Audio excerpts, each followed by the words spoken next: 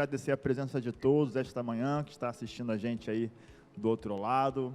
Queria agradecer principalmente ao pessoal da Exploritas, um grande parceiro nosso que está aqui também para enriquecer nossa manhã. Nosso assunto hoje é investimentos na América Latina.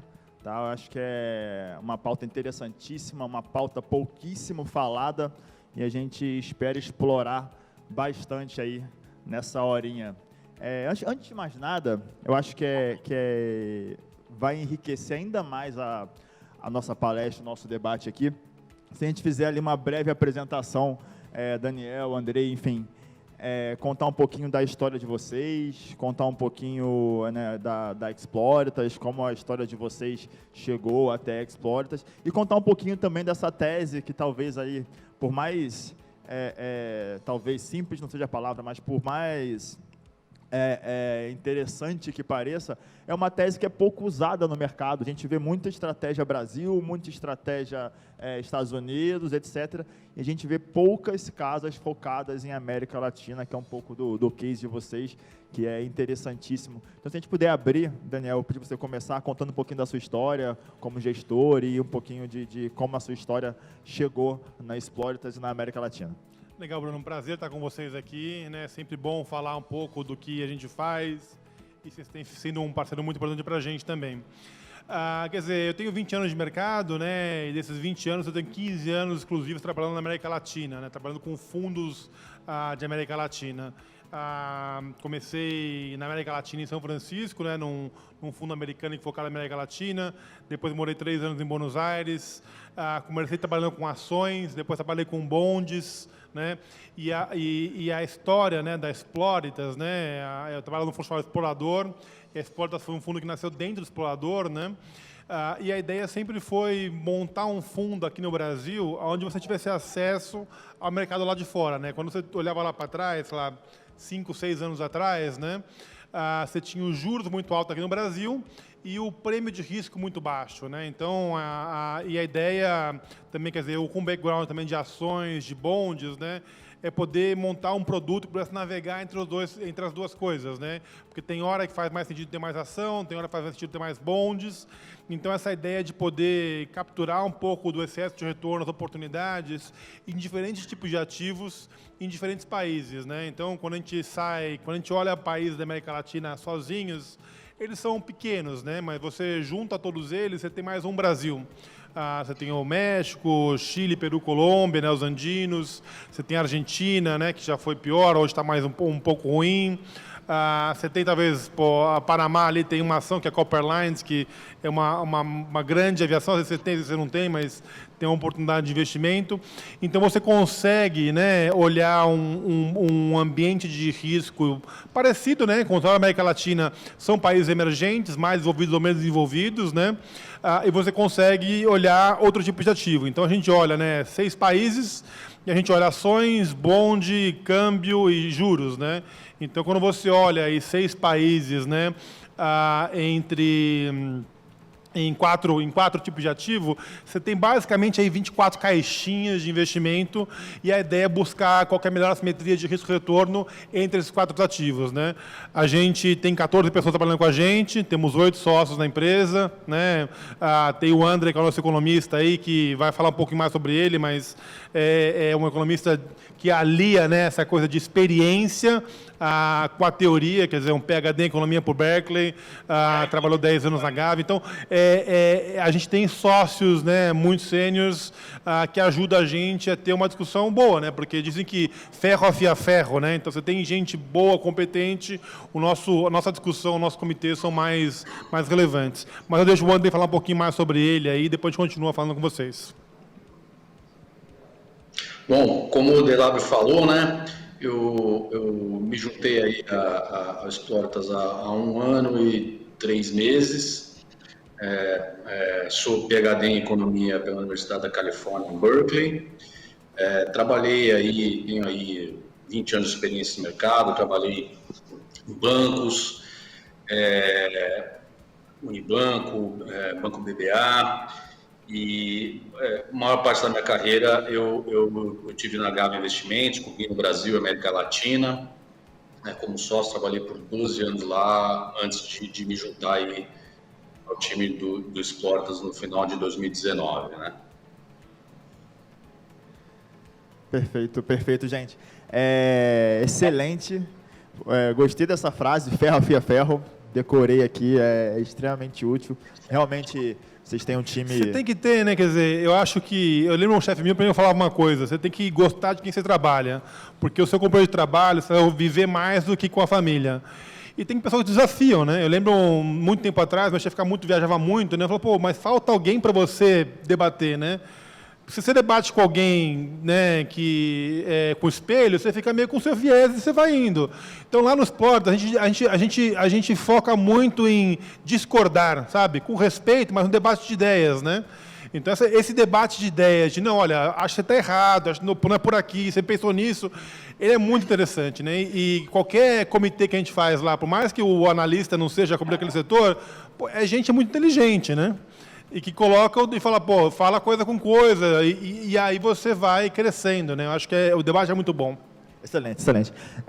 Deixa eu pegar um gancho, Daniel, onde você comentou sobre os 6 países, as 24 caixinhas, quer dizer, então você olha ações, bonds, juros e câmbio ali em 6 lugares.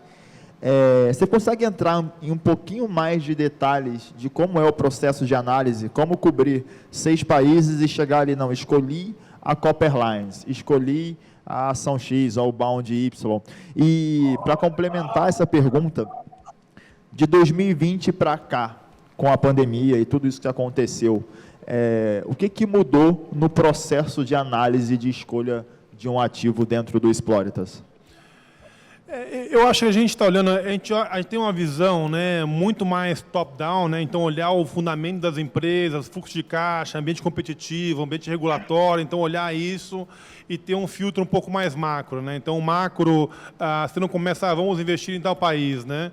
Você vê um pouco das oportunidades, mas e o macro, como é que está? O André tem muito input dele, mas vai piorar, vai melhorar aqui e tudo mais, né?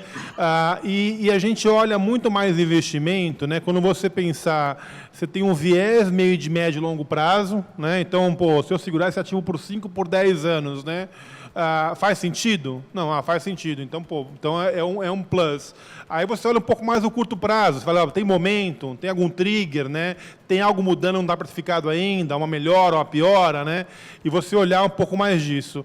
E aí você olhar um pouco de qual que é, ao longo do tempo, né? Qual que é a taxa interna de retorno desses ativos, né?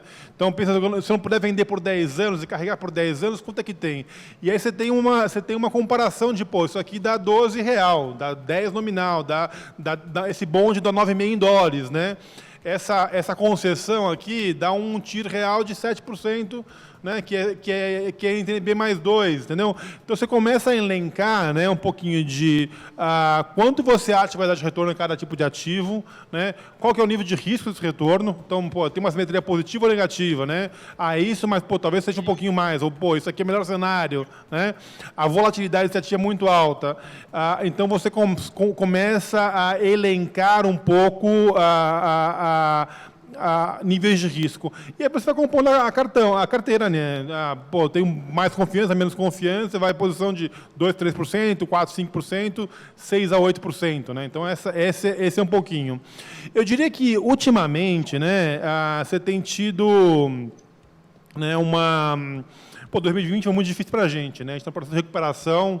A fundo dos lows subiu 41%, acho que falta mais uns 35% para zerar aí a 2020 para a gente, né? Então foi um ano muito difícil, né? Quando você olha os diferentes ativos, o que a gente mais perdeu dinheiro foi em ações, mas ações até Brasil, né? Então bonds perdeu dinheiro, voltou e deu dinheiro positivo, juros e câmbio a gente recuperou quase tudo, né? Mas ações realmente foi um ambiente que pegou para a gente e muito na parte não direcional, né? Eu acho que o que tem mudado mais recentemente é que o macro tem feito muito mais preço, né? Então, o macro você tem grandes coisas macro de Fed, de eleição, de país, né? Que tem meio que levantado temas em todos os barcos, né? Então, esse macro tem ganhado um pouco mais de espaço, né? Até acho que isso que tem mudado para a gente mais recentemente. Excelente, excelente, Daniel. Muito obrigado. Deixa eu direcionar essa pergunta para o Andrei. Enfim, tudo que envolve macro, até pegando um gancho no que o Daniel comentou, já é uma coisa que tem bastante tempero, bastante variável ali. Agora, quando você fala de cenário macro em países emergentes na América Latina, com certeza é um dever de casa ali 2, 3 vezes mais difícil que o normal. Queria saber, Andrei, se você puder dar um overview ali, 2020/início do ano, cenário macro, qual é a perspectiva ali Latam? Eu sei que o nosso continente, a América Latina, na verdade, é extremamente heterogênea, mas eu queria pegar só um gancho ali do outlook macro da América Latina nessa época agora de vacinação, um pouco do que foi ano passado, quem conseguiu sair bem, quem está sofrendo ainda. Se você puder dar esse overview para a gente começar o debate macro, será enriquecedor. Olha, a América Latina, né, ela oferece oportunidades de diversificação muito importantes para o investidor brasileiro, né? Você tem, ao mesmo tempo, uma ligação de alguns países muito forte com a China, né? Você pegar principalmente Chile, Peru, que são grandes exportadores de commodities metálicas, muito ligados ao ciclo da China, né? E esse é um ponto que vem melhorando muito desde o final do ano passado, né? Você tem o Brasil, que também exporta commodities metálicas para a China. Você tem outros exportadores de commodities agrícolas, né? A Argentina, por um lado, Brasil também, por outro. E você tem outros países que têm uma outra dinâmica, né? A Colômbia mais ligada a petróleo, você tem o México, que é um pouco mais conectado ao ciclo dos Estados Unidos em si. Então, o que a gente costuma dizer, assim, que a América Latina, em relação ao Brasil, a América Latina, ela dobra o espectro de oportunidades e de análise também, né, do número de empresas que são investíveis. É claro que você tem que olhar, cada país tem o seu veículo, né, de investimento principal, nem todos têm muitas alternativas, mas algumas têm. Então, isso a gente acredita que acrescenta bastante no universo de investimento para o investidor brasileiro, né? Para o investidor global, a América Latina ela é um pouco difícil de se acompanhar, ela é pequena, eles olham muito mais, quando falam de mercados emergentes, eles olham para os asiáticos e tudo mais. Eles têm um pouco de dificuldade de acompanhar os problemas políticos tão abundantes na América Latina. Mas para o investidor brasileiro que está acostumado com essa coisa aqui de Brasil, de política e tudo mais, a América Latina é um pouco mais palatável, né? E quando a gente pensa em 2020, 2021, né, a América Latina, em geral, sofreu bastante com essa questão do trade war, da retórica guerra comercial do Trump desde 2018, né? Os ativos locais sofreram bastante, moedas, bolsa principalmente, né?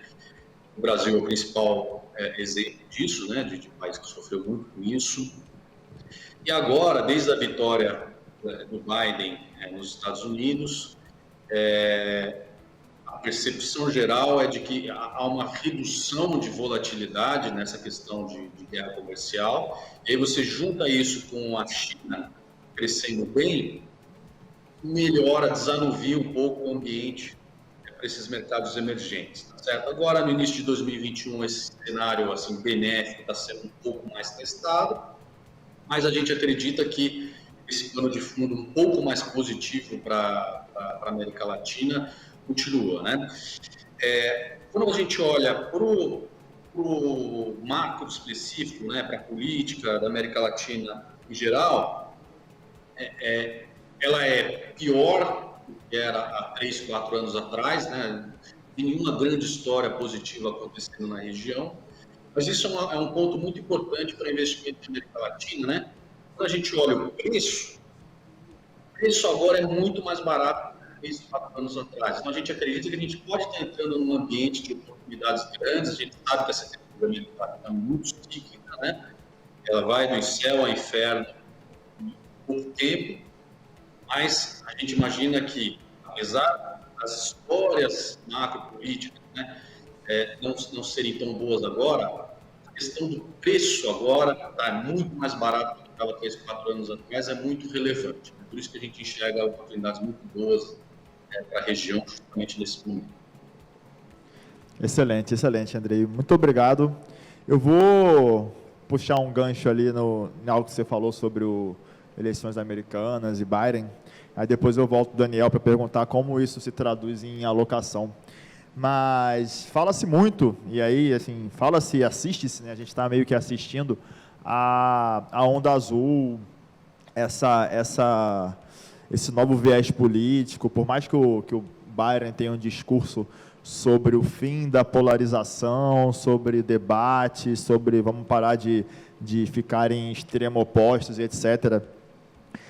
Como esse novo formato da Casa Branca, Câmara, Senado e Presidência impacta a América Latina? Talvez impacte de formas diferentes o país A, o país B, mas se você conseguir debater um pouquinho sobre a onda azul impactando os países da América Latina, eu acho que vai abrir os olhos de muitos investidores aí, muita gente está na dúvida do que vai acontecer, enfim.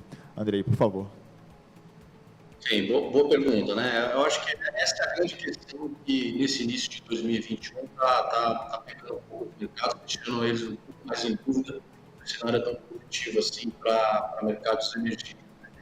Essa vitória surpreendente aí da Geórgia, né, que deu a azul, né, a maioria na Câmara e no Senado para os democratas, a grande questão quando ela aconteceu, né, de surpresa, foi isso tudo, né, porque esse cenário benéfico para mercados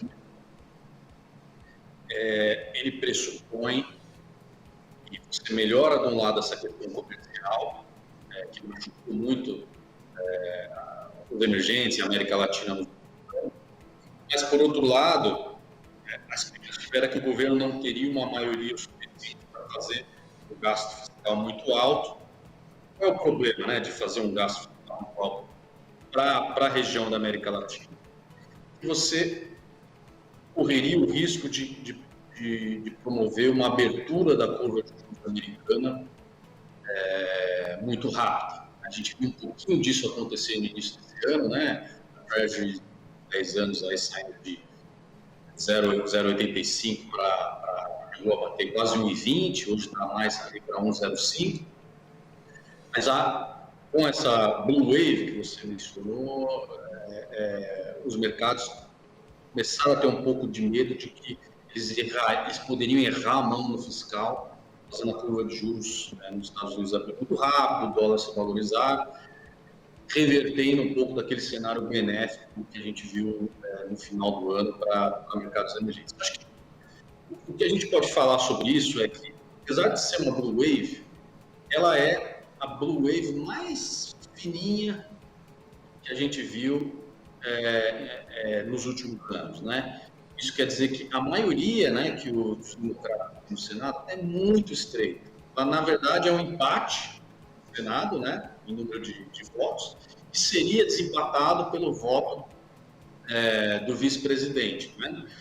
É uma maioria muito fina. E você já começa a ver, dentro do establishment democrata, algumas defecções. Você tem lá um senador importante lá em West Virginia, que ele vota muito parecido com os republicanos e já discorda, dá um cheque muito grande de auxílio para as pessoas lá nos Estados Unidos. Você tem os grandes economistas, em geral, são democratas, né? Principalmente representados aí na figura do Larry Summers, já fazendo um discurso forte contra um auxílio, um programa de auxílio muito exagerado, né? Então, você já vê alguns pushbacks dentro mesmo do establishment democrata que não devem, na nossa cabeça, fazer com que esse cenário de Blue Wave mude essencialmente o quadro positivo para mercados emergentes. A gente já vê isso sendo refletido nos últimos dias no mercado, né? A Treasury, como eu falei, chegou a bater 1,20, já voltou aí para 1,05. Então, há uma expectativa de que é uma maioria muito fina e não muda muito o cenário do lado fiscal nos Estados Unidos. Excelente, excelente, André. Então, talvez não seja a onda azul, é uma marola azul, mas... Exatamente. Excelente. Então, a gente pega os Estados Unidos, preocupação fiscal, um shift político aí de sair de democratas, de republicanos para democratas.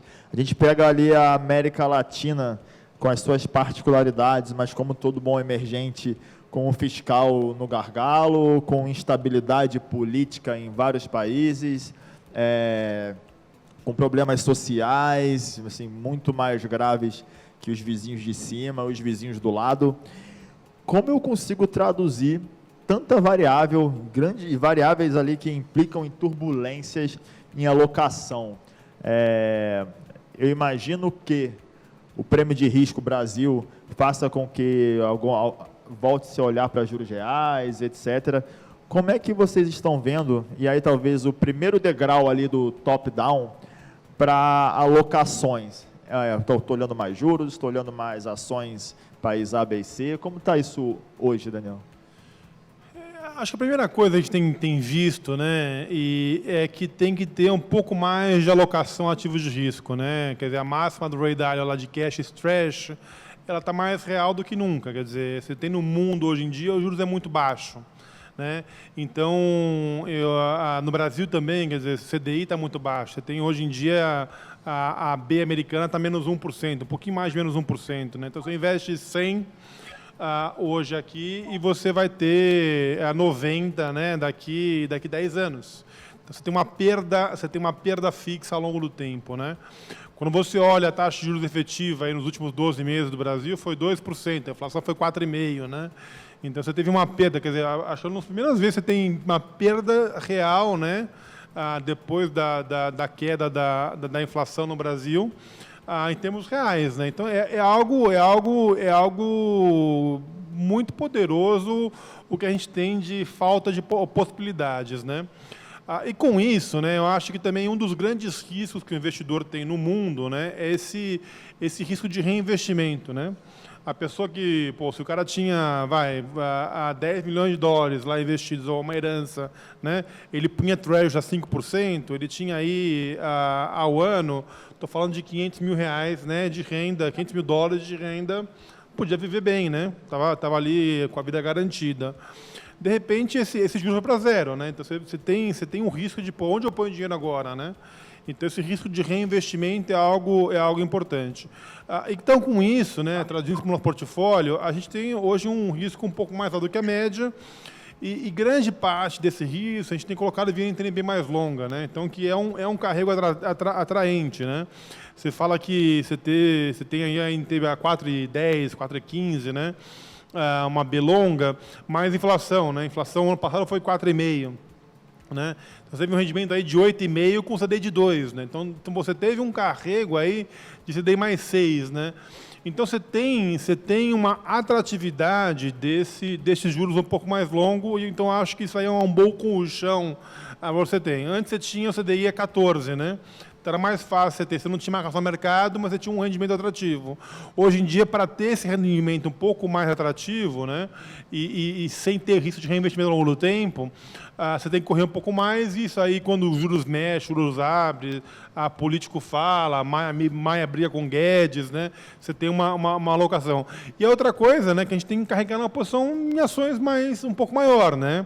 E a maneira de carregar um pouco ações um pouco maior, né, recentemente, a gente tem optado mais por plays mais defensivos, né, energia, saneamento, algum play de concessão. Então, você olhar, vamos ter um pouco mais de ação, mas vamos olhar um pouco de previsibilidade de fluxo, né? Então, a gente tem uma combinação de portfólio aí, talvez olhando um pouco mais de previsibilidade de fluxo, ou coisas às vezes que assemelhem talvez a uma renda fixa, né? Porque a renda fixa em si, né, no mundo, ele é muito baixo. Então, esse é basicamente aí, não sei se tem tempo agora ou parar, mas é um pouco do que a gente está montando no portfólio. Excelente, excelente. Não, vamos que a gente está bem confortável de tempo. Então, os juros se esvai do mundo, nos países da América Latina não é tão diferente, a gente vê o Brasil aí com juros a 2%, mesmo com o Copom tirando... Na América Latina é interessante, né? Porque o Brasil tem um dos juros mais baixos de curto prazo e os mais altos no longo, né? Então, é uma curva mais empinada que tem aqui, né?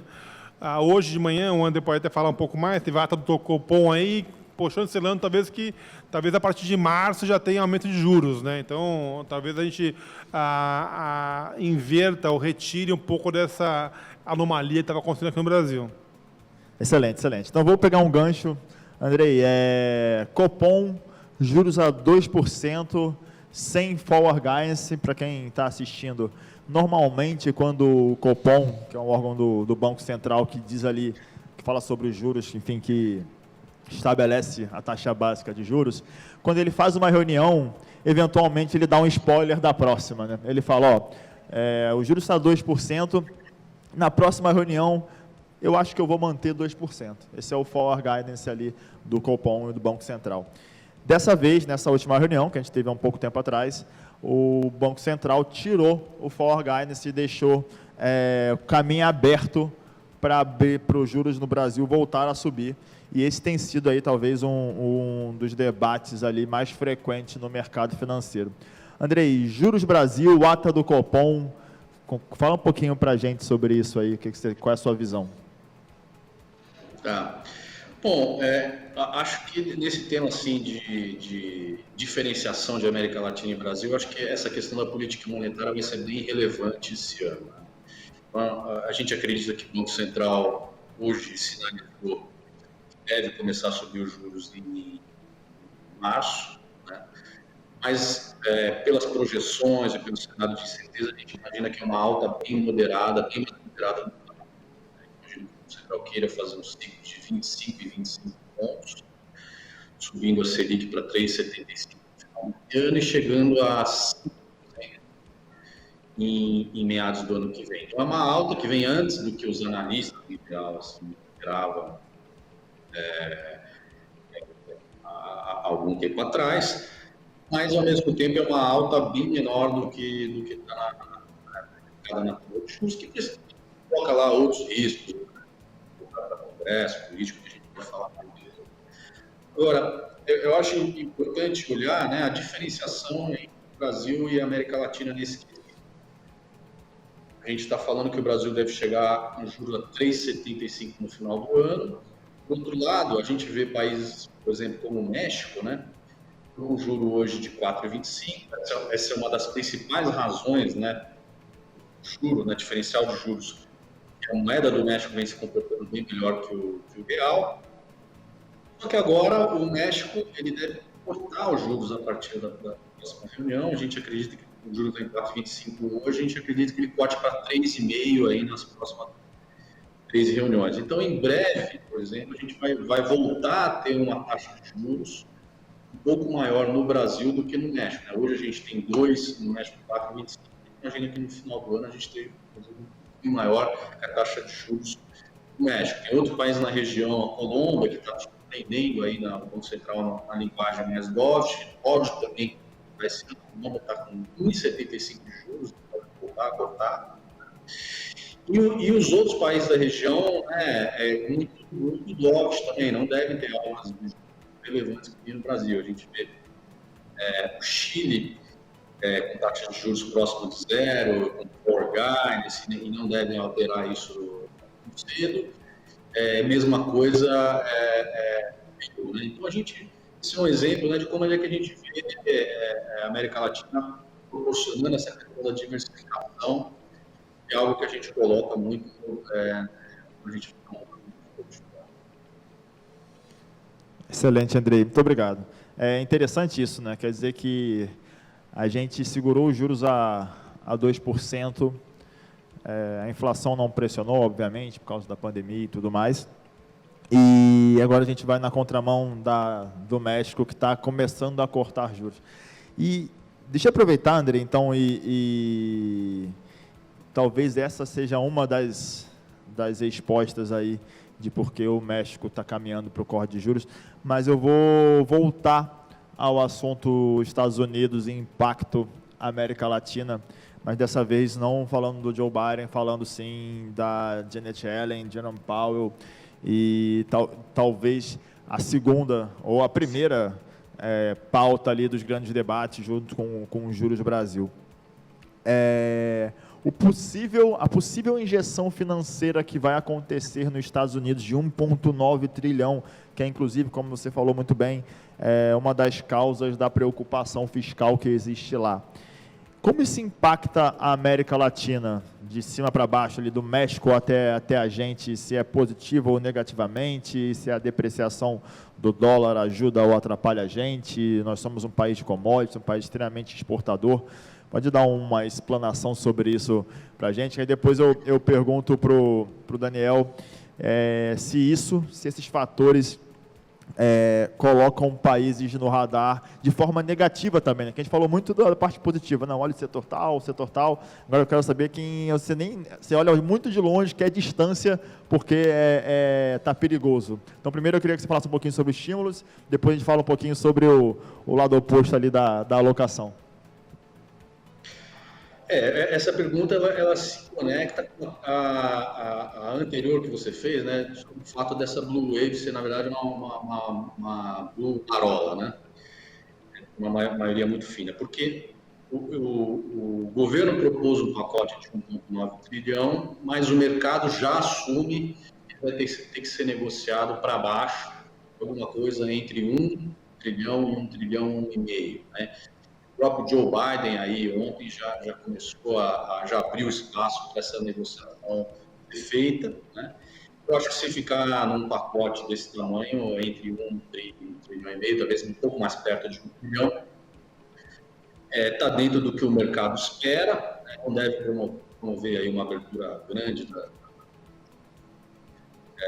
por lá, e também não deve promover uma grande apreciação do dólar, né? Eu acho que no cenário de dólar um pouco mais caro continua. Esse tema é importante no México, né? Como eu falei, que é muito mais ligado ao ciclo americano. Só que, assim, uma outra questão que está diferenciando muito as economias da região é a questão do estímulo local que essas economias estão fazendo, né? Não apenas o estímulo que está vendo lá nos Estados Unidos. Então, a gente vê, por exemplo, o Brasil, né, fez um estímulo muito grande, teve toda essa preocupação fiscal, que atrapalhou os mercados por aqui, mas, por outro lado, esse estímulo grande está gerando por aqui uma recuperação muito mais rápida do que no resto da região. O Brasil tem melhores performances de PIB. Se somar a queda do PIB de 2020 e a recuperação esperada para 2021, o Brasil está muito bem. Enquanto que você pega outros países, né? O México, ele fez pouco estímulo, é uma economia que tem um estado menor, né? Uma arrecadação baixa, economia muito informal, fez pouco estímulo, mas, por outro lado, você olha o PIB do México muito pior do que no Brasil. Se somar a queda lá no México em 2020 deve ficar entre 8% e 9%, e a expectativa de recuperação de 2021 é bem parecida com o do Brasil, muito pior na soma dos 2 anos. Países também parecidos, Peru, com queda muito forte de PIB e tudo mais, né? Então, o estímulo local o Brasil fez muito, vai fazer, pelo que o governo está dizendo, muito menos agora, mas isso ajudou e está ajudando a diferenciar essas regiões, né? Como eu falei, você tem Brasil, Colômbia também um pouco melhor em termos de PIB, Chile também, parecido com o Brasil e Colômbia, e você vê Peru e México mal, Argentina também muito mal, né? Então, quando a gente olha o macro dessas regiões, a gente vê uma diferenciação em termos de crescimento, né? Agora, eu acho que tem a questão do preço. A gente ouve falar muito ruins, mas para o investidor realmente que está disputando algum risco, justamente nesses momentos que tem grandes oportunidades, né? Vou dar um exemplo aqui, é do Chile, né? O Chile sempre foi um país muito arrumadinho, mas muito caro, né? A gente você olhava as ações, tudo mais, o Chile era um país caro, as pessoas compravam, porque era um país arrumadinho, mas o retorno não era tão grande que os valores diziam. Agora é um pouco do inverso, né? O cenário piorou mais lá, né?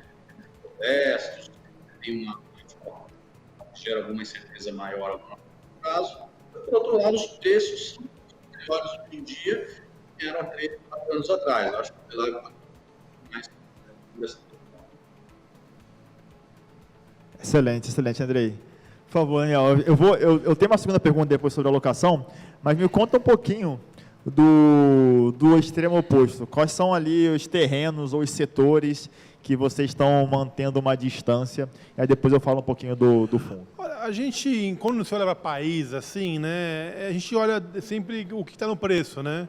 Porque se você pega uma empresa, sei lá, que está quebrada, mas está zero, pô, está zero. Se não quebrar, né, pode andar bastante. Então você tem que olhar muito mais essa relação de risco-retorno, assimetria de risco-retorno, né? Então, nesse sentido, a gente olha com uma mente aberta, né, do nosso universo de investimento aqui, qualquer oportunidade. Quando você tem um macro muito difícil, né, acaba sendo aqui, bom, em Peru aqui, tá com uma dificuldade lá, teve impeachment, troca, eleição, pô, tem um risco muito mais elevado, sua nota de corte é muito mais alta. Como não está tudo tão de graça, acaba tendo menos possibilidade, menos oportunidade lá, né? Então, é muito mais olhar a dinâmica de retorno, né? Entender muito bem o macro, entender muito mais o fundamento das empresas. Olhar, falando de setores que a gente não gosta, quer dizer, eu não gosto muito de home builders, né? De construtora, assim. Eu acho que é um setor onde, quando tudo vai bem, você ganha algum dinheiro, mas não muito. E quando o ciclo vira, tudo vai mal, né? Você acaba quebrando várias, né? Então, mas não quer dizer, já teve, né? No portfólio tem, mas são coisas muito mais momentâneas e tem que estar muito assimétrico para você entrar. Então, até falando um pouquinho de alocação, né? Então a gente falou, pô, eu tenho uma carteira de NTNB bastante grande. A gente tem bonds corporativos, né? Por exemplo, a gente teve bonds de BR Properties por quase 6 anos na carteira, né? A gente tem bonde de GP Investimentos, hoje, que é um bonde aí que rende 10% em dólares, por mais que a empresa está recomprando os bondes, pô, desde o início do fundo, né? Então, na carteira. Então, são alguns ativos, assim, que têm um atrativo muito bom, né? Uma relação com o retorno e tem trazido retorno para o fundo. A gente, então, tem BNTNB grande, a gente gosta de bonde corporativo, tem reduzido a Argentina e aumentado mais bondes brasileiros lá fora. Né? A nossa carteira de ações hoje, né? A gente está com um portfólio grande Brasil não direcional, então mais ou menos metade, 50 comprado, 50 vendido, né? Mas a porção direcional um pouco mais fora do Brasil, né? A gente gosta de alguns plays de transporte de gás, como o Canacol, né? Uma empresa de oil and gas que funciona como uma renda fixa, dá um IRR, né? Uma taxa ou uma TIR de 9,5 em dólares ali que a gente gosta. A gente gosta de play de fazenda, né? Então, tem plantadoras de soja, arroz, milho, né? E isso aí na dinâmica também que a gente tem hoje de aumento de consumo, participação da China também tem sido muito bom e está indo super bem agora. Então, tem vários plays específicos. Na parte de commodities do Brasil, a gente tem Vale, acho que muita gente tem Vale também. Mas a gente olha vários tipos de coisas fora do Brasil hoje em dia, né? Excelente, excelente, Nel. Eu notei um viés pesado, talvez seja um pouco da tese, né, de América Latina, mas de commodities. É ali o transporte de óleo e gás, é agro. E aí eu vou puxar um gancho. Hoje... e talvez seja ali uma parte importantíssima desse debate, que é bom o pessoal saber, o Exploritas Alpha está na plataforma da XP, está ali com a gente na InvestSmart, então a gente tem acesso a essa estratégia para o cliente brasileiro, com a sua conta lá, ele consegue investir na tese de investimento de vocês, que é uma tese que faz muito sentido na carteira de um cliente para diversificar, né? Uma diversificação que é difícil de achar, América Latina, etc. Então, é o motivo da nossa parceria e é importante que o investidor saiba e coloque no radar. Hoje, como é que é composto, tá? Já que a gente tem ali muita coisa para cobrir, já que a gente tem as commodities e a China pesando no processo de decisão, como é composto o time da Exploritas ali de análise, você e o Andrei, etc? Quando você olha para a parte de ações, né, a gente tem 5 pessoas, né, sou eu mais 4 analistas, aí cada um cobre um setor ou vários setores, né, e tem uma discussão bastante boa entre esse pessoal. Na parte macro aí, né, a gente tem o André, que é nosso economista, né, a gente tem o Edson Sartre, que foi tesouro do Barclays, tem 35 anos de mercado, que faz muito trading na parte macro, mas também é um tesouro de um banco, né? Quer dizer, você tem alguém muito sênior para trocar ideia, para interagir com você, né? E tem um executor, um ponta de mesa junto com ele. Então, você tem 5 pessoas na parte de ações, você tem 3 pessoas na parte mais, né, juros macro, né? E aí, tem o Rodrigo Passi, nosso comercial, né, sócio comercial, está sempre em contato com todos os escritórios, com todos os clientes, e o resto da parte de suporte, né? Então, a gente tem aí umas 5 pessoas, 4 pessoas que ajudam na parte de suporte, junto com o Murad Antum, né, que tem 20 anos de mercado também, fez carreira em crédito no Votorantim, e está com a gente aí desde o início. Excelente, excelente, Daniel. Eu vou fazer uma pergunta aqui, mais para a gente entender um pouquinho também da visão de vocês.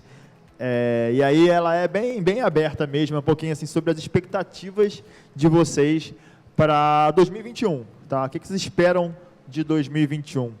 Pode ser aí eu vou deixar aberto para o campo que vocês quiserem falar, pode ser sobre a vacinação ou sobre o aspecto macroeconômico, social, enfim.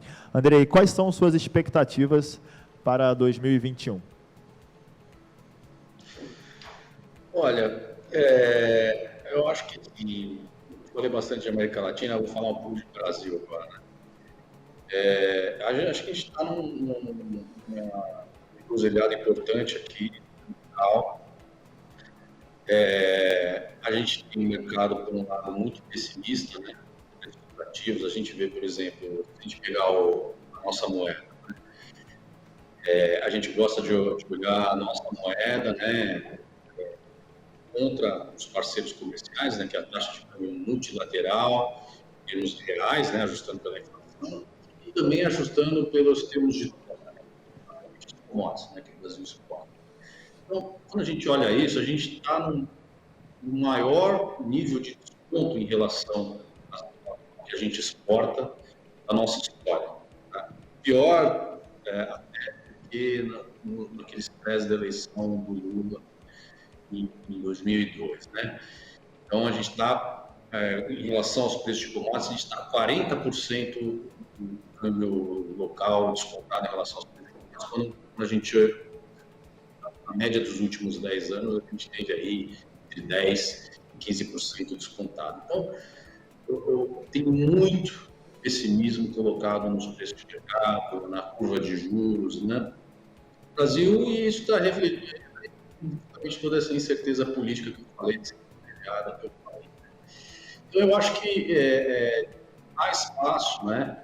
A gente tiver uma eleição aí na Câmara que vai se resolver ser bem complicada, alguma pauta mínima de reforma, de uma PEC emergencial, você ter uma sinalização, porque mesmo se tiver algum auxílio, isso tudo vai ficar dentro do teto de gasto, a gente poder partir de uma discussão de reforma administrativa, quem sabe.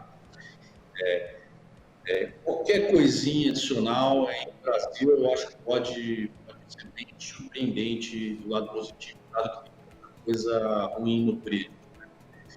E falar de outro país também aqui, né? Uma grande expectativa agora em 2021 é no Chile, com a expectativa da reforma constitucional. Né? A eleição para que vai ser agora em abril, né? Tem bastante coisa ruim no preço do Chile também, né? Mas lá, né, 2/3 dessa de 2/3 para alterar a Constituição, e as eleições não tendem a ser muito. Pode dar uma impressão de que não vai mudar, mas mais conservadora, como o Chile sempre foi. Há uma demanda histórica no Chile, era do período militar, que gera alguma apreensão, mas o sistema político do Chile é bem redondo para discutir esse tipo de... Andrei, eu acho que até, né, quer dizer... Não, excelente. Deu para pescar bastante, Andrei. Desculpa que deu uma cortada no áudio, mas ficou claríssimo. Eu vou fazer o seguinte, eu vou pedir para o Daniel responder também a pergunta, mas rapidinho, já ali com cara de considerações finais. Tá, Andrei, queria agradecer muito a presença, Andrei, Daniel, todo mundo da Exploritas que está aí também assistindo a gente, o Rodrigo, que é um grande parceiro. Obrigado de verdade pela hora enriquecedora, tá? A gente ainda tem mais um minutinho para uma consideração final, assim, para a gente fazer um desfecho. Eu acho que bem rápido, né? Quer dizer, é isso que o André falou, quer dizer, é uma volta à normalidade. Este ano vai ter a vacina, vai vir, né? Vai ver para a normalidade. E a gente vê, quer dizer, falando um pouco de Brasil, né? Aqui, até que é América Latina também, mas o câmbio está normal, está muito barato, os juros estão ainda muito alto e a bolsa está mais ou menos no preço, né? Então acho que câmbio e juros talvez coisas que voltem mais para a normalidade. Acho que seria essa a mensagem. Excelente, excelente. Gente, mais uma vez, muito obrigado pela presença de vocês. Vocês são eternamente bem-vindos aqui. Espero que quando isso acabe, o André possa vir aqui conhecer nosso escritório, tá? E a gente fica com mais horas. Tem o dia inteiro de evento hoje e eu vou passar a palavra para ela, Bia Moraes. Obrigada, Bruno. Obrigada a todos. Foi ótimo. Agora a gente vai para um rápido intervalo. Dá tempo de pegar um café, uma água e depois a gente volta para o nosso bate-papo sobre criptoativos.